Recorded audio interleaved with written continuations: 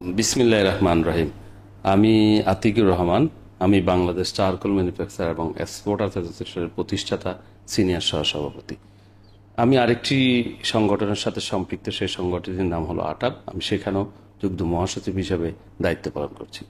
আমি মিডিয়ার মাধ্যমে, আমাদের সাংবাদিক ভাইদের মাধ্যমে আমি আজকে আনন্দ প্রকাশ করছি, মহান আল্লাহ রাব্বুল আলমিনের কাছে শুকরিয়া জানাচ্ছি যে আপনারা জানেন বিগত ৫ তারিখে যে আন্দোলনের মাধ্যমে এদেশে একটি নতুন স্বাধীনতার সৃষ্টি হয়েছে, সে স্বাধীনতার যে ফসল আমরা আমাদের এই বিসিসিআইতে গতকালকে আমরা আন্দোলনে সফল হয়েছি।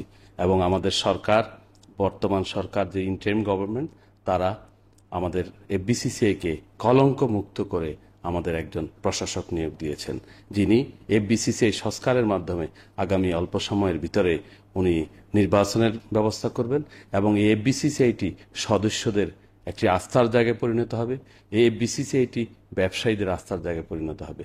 এই বিসিসিআই সকলের জন্য সমান সুযোগ বাস্তবায়িত হবে। বিসমিল্লাহির রহমানির রহিম। আমি doctor Mahbub Hafiz, secretary general Bangladesh homeopathic medicine manufacture association.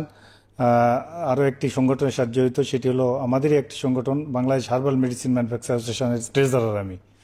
আর আমরা যেহেতু আন্দোলন করেছি, আমরা সুন্দর একটি সমাধানও পেয়েছি এবং তার প্রতিফল আপনারা গতকাল দেখেছেন যে আমরা একটি প্রশাসক পেয়েছি। আমরা চাই সুন্দর একটি বিসিসিআই, নতুন একটি বিসিসিআই। আমরা আগামীতে যাতে আমাদের যা যা সংস্কার করার পরে আমরা যেন একটি সুন্দর একটি নির্বাচন করে এই বিসিসিআই সবাই এসে ঠিকমতো বিসিসিআই পরিচালনা করতে পারি, সেই আশাবাদ ব্যক্ত করছি। আসসালামু আলাইকুম।